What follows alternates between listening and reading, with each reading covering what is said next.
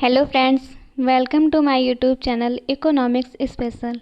यहाँ हम BA fifth semester economics growth and development के बारे में बात करेंगे, जिसमें आज हम वैश्विक भूख सूचकांक को ग्लोबल हंगर इंडेक्स को समझेंगे।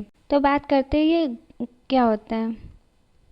सबसे पहले हम भूख सूचकांक को समझेंगे कि भूख सूचकांक किसे कहते हैं। आज विश्व का प्रत्येक देश अपने उपलब्ध के आधार पर आर्थिक विकास के लिए सतत तत्पर है।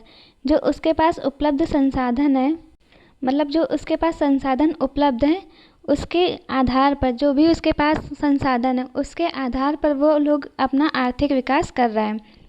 इसके बावजूद भी अधिकांश अल्प विकसित देशों में बेरोजगारी, निर्धनता, आर्थिक पिछड़ापन, निम्न जीवन स्तर, अभाव व भूखमरी आदि की समस्या का सामना कर रहे हैं। इसका मतलब हुआ कि काफ़ी सारे देशों में संसाधन तो बहुत हैं और संसाधन के आधार पर वो अपना आर्थिक विकास कर रहे हैं, परंतु उसमें फिर भी बेरोजगारी, निर्धनता, आर्थिक पिछड़ापन, भूखमरी आदि समस्याएं देखने को मिलती है। मतलब उनके पास संसाधन की कमी है, इसी वजह से ये सारे जो लक्षण है बेरोजगारी की और भूखमरी, निम्न जीवन स्तर, ये सभी देखने को मिलती है। तो बात करेंगे वैश्विक भूख सूचकांक क्या होता है। वैश्विक भूख सूचकांक को पूरे इंटरनेशनल लेवल पर लिया जाता है। सामान्य दृष्टिकोण में भूख भोजन की कमी से होने वाली परेशानियों को संदर्भित करती है। जो भूख होती है वो भोजन और भोजन की कमी से जो परेशानी होती है उसको परिभाषित करती है। केवल भूख भोजन की कमी को ही देखती है, परंतु जो वैश्विक भूख सूचकांक होता है वो एकमात्र एक पक्षीय आधार पर ही भूख का मापन नहीं करता, बल्कि ये भूख की बहुआ प्रकृति पर विचार करता है। तात्पर्य यह है कि जो भूख होता है वो केवल भोजन की कमी को मापता है, परंतु जो वैश्विक भूख सूचकांक होता है उसमें उसके कारण भी मापे जाते हैं कि यह किस तरह से होते हैं और क्या, मतलब भूख को मापने के लिए क्या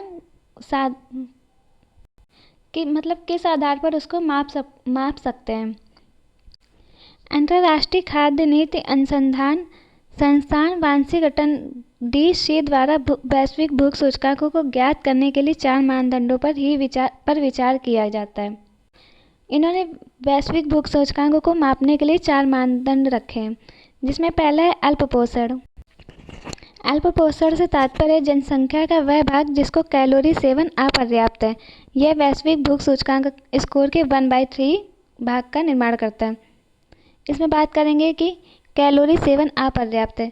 जैसे गांव के लिए कैलोरी जो प्राप्त करते हैं वो अधिक मात्रा, जैसे आई थिंक 2400 कैलोरी है, और जो सिटी वालों के लिए वो 2100 कैलोरी है। तो अल्पपोषण में ये देखते हैं कि उनके लिए जितनी कैलोरी का मापन रखा गया है वह प्रत्येक मनुष्य ग्रहण कर रहा है या नहीं। जो उससे कम ग्रहण करता है उसको अल्पपोषण या भुखमरी में आ जाता है, माना जाता है। और इसके आधार पर हम इसको जो स्कोर होता है वो 1/3 के पार्ट में लेते हैं।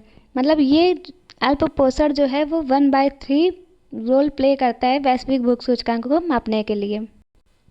उसके बाद आता है चाइल्ड स्टंटिंग। इसमें यह होता है कि जो 5 वर्ष से कम आयु के बच्चों का भाग, जिनके कद मीन्स हाइट कम है उनकी आयु के अनुरूप, जो गंभीर अल्पपोषण को दर्शाता है। यह वैश्विक भूख सूचकांक स्कोर 1/6 भाग का निर्माण करता है। चाइल्ड स्टंटिंग बात करता है कि जो 5 वर्ष से कम आयु के बच्चे हैं उनकी हाइट उनकी एज के अकॉर्डिंग है या नहीं, क्योंकि उनकी हाइट का ना बढ़ना भी कहीं ना कहीं अल्पपोषण ही उसका रीज़न होता है।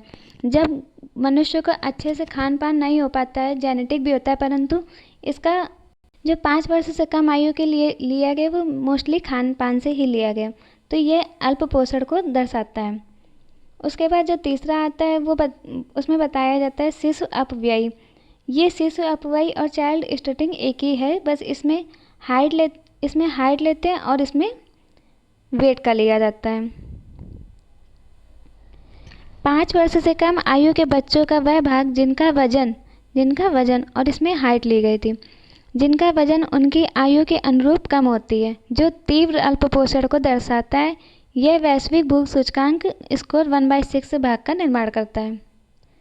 जो 5 वर्ष से कम आयु के बच्चे होते हैं उनका देखा जाता है कि वेट उतना उनकी एज के अकॉर्डिंग है या नहीं।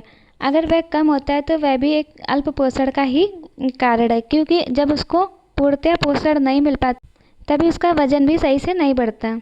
ये दोनों मिलकर 1/6 के बेस पर काउंट किया जाता है वैश्विक भूख सूचकांक में। उसके बाद जो लास्ट है वो बचता है बाल मृत्यु क्रम। 5 वर्ष की आयु से पूर्व मृत्यु का शिकार हो जाना। जो 5 वर्ष से बच्चे छोटे होते हैं, अगर वह मृत्यु का शिकार होते हैं तो हो जाने वाले बच्चों का वह भाग जो अपर्याप्त पोषण और अस्वस्थकर वातावरण। इसका कारण अपर्याप्त पोषण और अस्वस्थ वातावरण, क्योंकि जब वातावरण शुद्ध नहीं होगा तब भी बच्चों की मृत्यु हो जाती है, के घातक मिश्रण को प्रकट करता है। यह वैश्विक भूख सूचकांक स्कोर के 1/3 भाग का निर्माण करता है। उसके बाद देखेंगे